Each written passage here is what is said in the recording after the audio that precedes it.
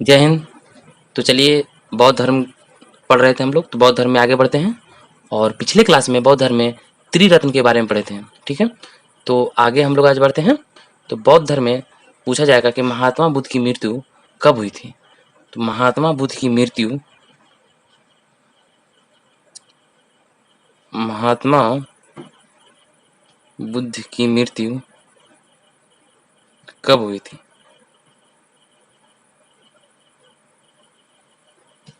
ठीक है। तो महात्मा बुद्ध की मृत्यु पावापुरी में एक चंदू नामक शिष्य द्वारा सुकर्मस मतलब मशरूम के भोजन ग्रहण किए थे। उनके बाद उनकी तबीयत बिगड़ने लगी और उन्हें डायरिया हो गया, ठीक है। और उत्तर प्रदेश के मल्ला महाजनपद में स्थित कुशीनगर में जाकर वो अपना प्राण त्याग दिए, ठीक है। तो पूछा जाएगा कि महात्मा बुद्ध किस शिष्य के द्वारा भोजन ग्रहण किए और उनकी मृत्यु हो गई। तो महात्मा बुद्ध जो भोजन ग्रहण किए थे वो चंदू नामक शिष्य था। वो कहाँ का था? तो वो पावापुरी का था, ठीक है। तो आपसे ये भी क्वेश्चन पूछा जाएगा कि महात्मा बुद्ध अपना प्राण कहाँ त्यागे थे। तो वो महात्मा बुद्ध अपना प्राण उत्तर प्रदेश में स्थित मल्ला महाजनपद में स्थित कुशीनगर में प्राण त्यागे थे, ठीक है। कहाँ? तो महात्मा बुद्ध की मृत्यु हुई थी चंदू नामक शिष्य से भोजन ग्रहण करने पे, ठीक है। अब भोजन क्या थे? वो मशरूम खाए थे, ठीक है। इनके बाद इनकी तबीयत बहुत ज्यादा खराब हो गई। तो महात्मा बुद्ध की मृत्यु किसके कारण? से डायरिया के कारण हुई थी। डायरिया हो गया था महात्मा बुद्ध को, ठीक है। महात्मा बुद्ध अपना प्राण कहाँ त्यागे थे? तो महात्मा बुद्ध अपना प्राण यूपी में मलमहा जनपद में स्थित कुशीनगर में प्राण त्याग दिए,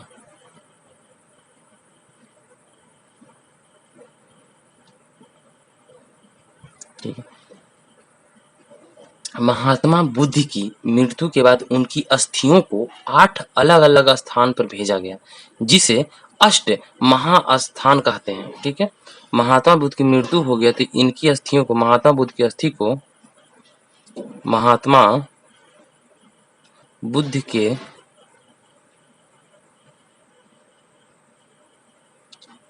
अस्थियों को 8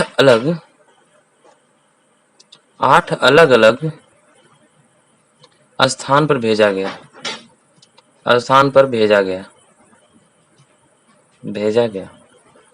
ठीक है। जिसे क्या कहा जाता है? जिसे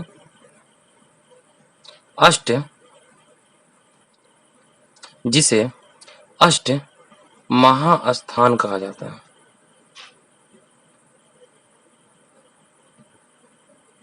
ठीक है। महात्मा बुद्ध की मृत्यु के बाद बौद्ध धर्म में प्रचार प्रसार के लिए 4 बौद्ध संगीति हुई थी। महात्मा बुद्ध की मृत्यु के बाद बौद्ध धर्म के प्रचार प्रसार करने के लिए 4 बौद्ध संगीति हुई थी, ठीक है। तो मृत्यु के बाद महात्मा बुद्ध की मृत्यु के बाद महात्मा बुद्ध के मृत्यु के बाद कितनी बौद्ध संगीति? तो 4 बौद्ध संगीति। क्या हुआ? 4 बौद्ध संगीति 4 बौद्ध संगीतियों का आयोजन किया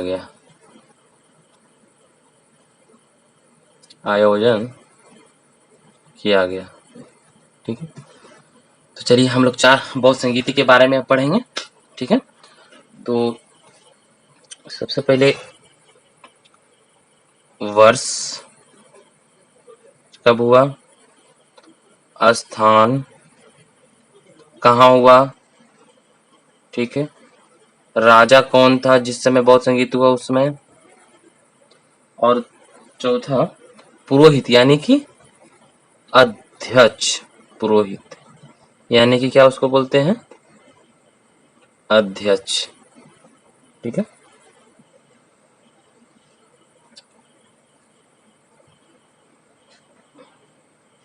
पहला पहला बहुसंगीति 483 ईसा पूर्व में हुआ। ठीक है, इस समय पहला बौद्ध संगीति कहाँ हुआ? तो पहला बौद्ध संगीति राजगीर में हुआ। कहाँ हुआ? तो राजगीर में हुआ। ठीक है, उस समय राजा कौन था? तो राजा था अजातशत्रु। कौन था? अजातशत्रु। ठीक है, प्रथम बौद्ध संगीति के समय राजा अजातशत्रु था। ठीक है, और पुरोहित था महाकश्यप। क्या था? महाकश्यप। ठीक है, प्रथम बौद्ध संगीति के समय राजा अजातशत्रु थे और पुरोहित महाकश्यप थे। प्रथम बौद्ध संगीति 483 ईसा पूर्व यानी कि 483 ईसा पूर्व राजगीर में हुआ था। ठीक है, दूसरा बौद्ध संगीति के बारे में पढ़ते हैं। दूसरा बौद्ध संगीति 383 ईसा पूर्व में कहाँ हुआ? तो दूसरा बौद्ध संगीति 383 ईसा पूर्व में कहाँ हुआ? तो ये हुआ वैशाली। कहाँ हुआ? वैशाली में हुआ। ठीक है, इस राजा था काला शोक। कौन था? काला शोक। और पुरोहित सावक मीर था। कौन था? सावक मीर। ठीक है, और तीसरा बौद्ध संगीति के बारे में पढ़ते हैं। तो तीसरा बौद्ध संगीति 255 ईसा पूर्व में हुआ। 255 ईसा पूर्व में हुआ। ठीक है, ये कहाँ हुआ? ये पाटलिपुत्रा में हुआ। पाटलिपुत्रा में हुआ। ठीक है, इस समय राजा कौन था? इस समय राजा अशोक था। ठीक है, और पुरोहित जो था वो था मोगलीपुत्तिस्त। ठीक है, कौन है? मोगलीपुत्तिस्त।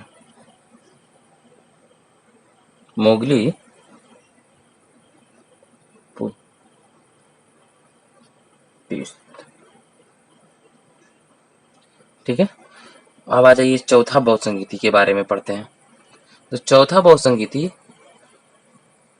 प्रथम शताब्दी में हुआ था। ठीक है, संगीति प्रथम ईस्वी में हुआ था। कब हुआ था? प्रथम ईस्वी में। प्रथम ईस्वी, या इसको बोल सकते हैं 172 ईस्वी शताब्दी। ये क्या हुआ? कहाँ हुआ? ये हुआ कुंडल वन में हुआ। कहाँ हुआ? कुंडल वन में। ठीक है, इस समय राजा था वो था कनिष्क।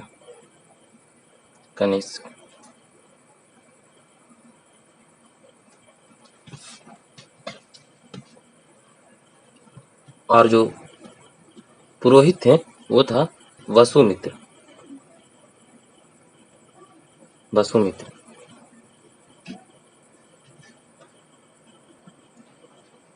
और उपाध्यक्ष इस समय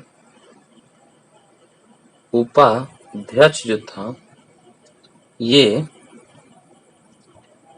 अश्वघोष। ठीक है, तो सबसे पहले इसको याद करना है। ठीक है, इसको याद करने का सबसे आसान तरीका, सबसे पहले आपको ईस्वी याद करना है। ईस्वी याद करने के लिए टेंशन ही नहीं है। महात्मा बुद्ध की मृत्यु 483 ईसा पूर्व में हुआ था। ठीक है ना, इसी समय प्रथम बौद्ध संगीति हुई थी। ठीक है, तो पहला तो याद हो गया। और दूसरा बौद्ध संगीति 383, तो यहाँ से 4 में 1 घटा देना था 3, 383। ठीक है, और 255 तीसरा बौद्ध संगीति। तो इसको याद करिए आराम से, कोई दिक्कत नहीं है। और ये बार बार क्वेश्चन पूछा जाता है।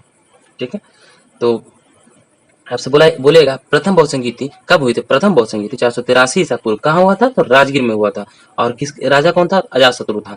और पुरोहित महाकश्यप। देखिए, सबसे पहले अगर आप कोई घर में बड़ा कार्यक्रम करवाते हैं तो उस समय महान आदमी को बुलाते हैं। ठीक है, तो पहला बौद्ध संगीति में महान आदमी आया तो महाकश्यप। ठीक है, और दूसरा बौद्ध संगीति 383 ईसा पूर्व में वैशाली में हुआ। इस समय राजा काला शोक था। ठीक है ना, कौन था? काला शोक। तो दूसरा बौद्ध संगीति होगा तो आप क्या कीजिएगा? महान आदमी पहले बुला लिए, उसके बाद सबको बुलाइएगा। तो सावक मीर। दूसरा बौद्ध संगीति में पुरोहित था वो सावक मीर था। अब तीसरा बौद्ध संगीति आ जाए। तीसरा बौद्ध संगीति 255 ईसा पूर्व में हुआ था। ठीक है, ये क्या हुआ था? पाटली में हुआ था, पाटलिपुत्रा। ठीक है, तो इस समय राजा अशोक था। अशोक था, तो उस समय जब तीसरा बहुसंगीति हुआ तो उस समय क्या हुआ कि सबको बुलाया जाए। तो सबको बुलाने के लिए तीसरा बहुसंगीति में क्या किया गया, तो आप महान आदमी को बुला लिए, सबको बुला लिए। तीसरा बहुसंगीति में क्या कीजिए, मुंह मुंह से बोल दीजिए, तो क्या हो गया, मोगली पुत्तीस, मुंह से बुला दिए, कार्ड वगैरह नहीं दिए, तो मोगली पुत्तीस, क्योंकि तीसरा बहुसंगीति था। अब बार बार प्रोग्राम आपके घर में होगा तो सबको काट ही दीजिएगा, आप तो डायरेक्ट कॉल भी करके बोल दीजिएगा, काट की क्या जरूरत है। अब चौथा बहुसंगीति हुआ प्रथम ईस्वी में हुआ, ठीक ना, ये हुआ कुंडल वन, ठीक है। तो इस समय राजा था कनिष्क था, ठीक है। तो इस समय जब चौथा बहुसंगीति हुआ तो अब सब तो मित्र बन गया, ठीक है। अब बार बार आपके यहाँ प्रोग्राम होगा और सारे लोग को बुलाइएगा, तब एक एक बॉन्ड बन जाता है, एक जुड़ाव हो जाता है। तो उस समय सब चौथा बहुसंगीति हुआ तो सब लोग क्या हो गया था, मित्र हो गए थे। चौथा बहुसंगीति में क्या हो गया, वसुमित्र, अध्यक्ष वसुमित्र, और जो उपाध्यक्ष थे वो अश्वघोष थे, ठीक है। तो ये आराम से याद कर सकते हैं, इसमें कोई बड़ी बात नहीं है। तो आपको इसमें क्या क्या बताया गया, प्रथम आपको इसमें बताया गया महात्मा बुद्ध की मृत्यु कब हुई। तो महात्मा बुद्ध की मृत्यु यहाँ छूट गया था 483 ईसा पूर्व में हुआ, ठीक है। महात्मा बुद्ध की मृत्यु 483 ईसा पूर्व में हुआ।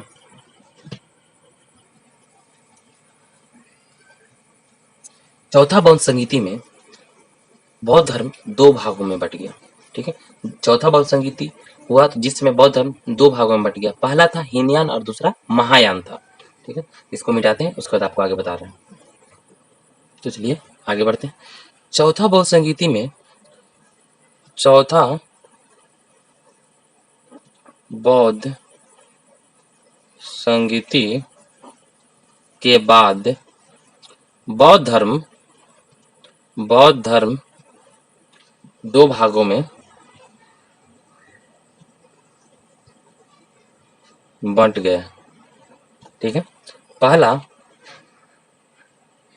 हीनयान, दूसरा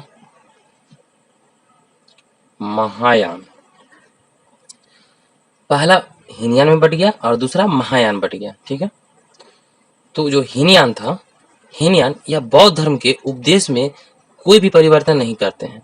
हीनयान जो थे वो बौद्ध धर्म के उपदेश में कोई भी परिवर्तन नहीं किया, लेकिन जब महायान जो था यह बौद्ध धर्म के उपदेश में परिस्थिति के अनुसार परिवर्तन कर लेता है। महायान बौद्ध धर्म के उपदेश में परिस्थिति के साथ परिवर्तन किया।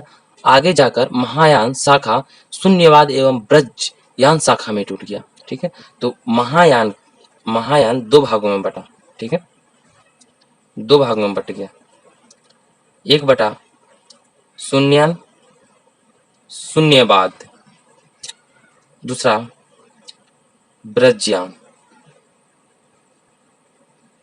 हीनयान इसमें लिख देते हैं, हीनयान या बौद्ध धर्म के उपदेश में कोई परिवर्तन नहीं किया। यह बौद्ध धर्म के उपदेश में कोई भी परिवर्तन नहीं किया। लेकिन जहां महायान है, यह महात्मा बुद्ध के उपदेश में परिस्थिति के साथ परिवर्तन करता है। यह महात्मा बुद्ध के उपदेश में परिस्थिति के साथ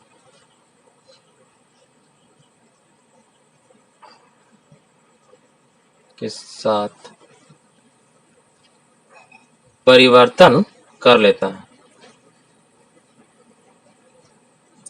आगे जाकर महायान शाखा दो भागों में, शून्यवाद और ब्रजयान, ठीक है। नागा अर्जुन जो था वो शून्यवाद मानता था, नागा अर्जुन शून्यवाद मानता था। ब्रजयान शाखा बौद्ध धर्म के विनाश का कारण बन गया। ब्रजयान शाखा ना वो बौद्ध धर्म के विनाश का कारण, यह बौद्ध धर्म के विनाश का कारण था। इसमें मंदिर मूर्ति पूजा वेश्यावृत्ति की अनुमति मिल गई। आपसे क्वेश्चन पूछेगा कि बौद्ध धर्म में कौन सा शाखा था जिसमें मंदिर जिसमें मंदिर और मूर्ति पूजा वेश्यावृत्ति की अनुमति मिल गई, जिसमें इसमें ब्रजज्ञान में मंदिर, मूर्ति पूजन और वेश्यावृत्ति के अनुमति मिल गई। इसमें था कि आपको जैसे जीना है वैसे जी लीजिए, कोई रुकावट नहीं है। ठीक है, तो आगे बढ़ते हैं और बौद्ध धर्म से जुड़े कोई चिन्ह है उसके बारे में हम लोग पढ़ते हैं आगे चल करके। बौद्ध धर्म से जुड़े चिन्ह क्या है, टॉपिक डालिए। बौद्ध धर्म से जुड़े चिन्ह। ठीक है,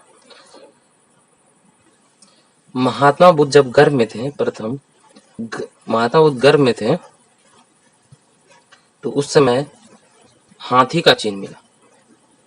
ठीक है, महात्मा बुद्ध गर्भ में थे तो उस समय हाथी का चिन्ह मिला। जैसे ही जन्म हुआ, जन्म उस समय कमल का चिन्ह मिला। ठीक है, और तीसरा महात्मा बुद्ध गृह त्याग उस समय घोड़ा, उसे कहते हैं महाविनिष्क्रमण, गृह त्याग को। ठीक है, युवावस्था को साण कहा जाता है। युवा अवस्था साण का प्रतीक है। ज्ञान प्राप्ति को क्या कहते हैं, ज्ञान प्राप्ति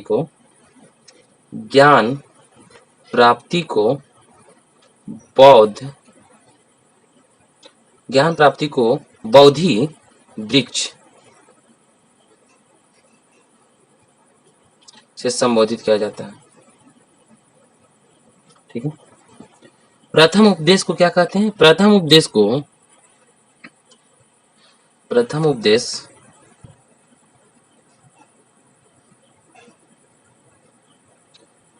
चक्र, इसे ही धर्म चक्र प्रावर्तन बोलते हैं।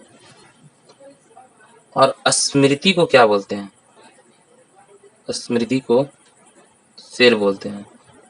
उसके बाद निर्माण को क्या बोलते हैं, पद चिन्ह बोलते हैं। और मृत्यु को स्तूप कहा गया। मृत्यु को स्तूप कहा गया, जिसे ही महापरिनिर्वाण कहा गया।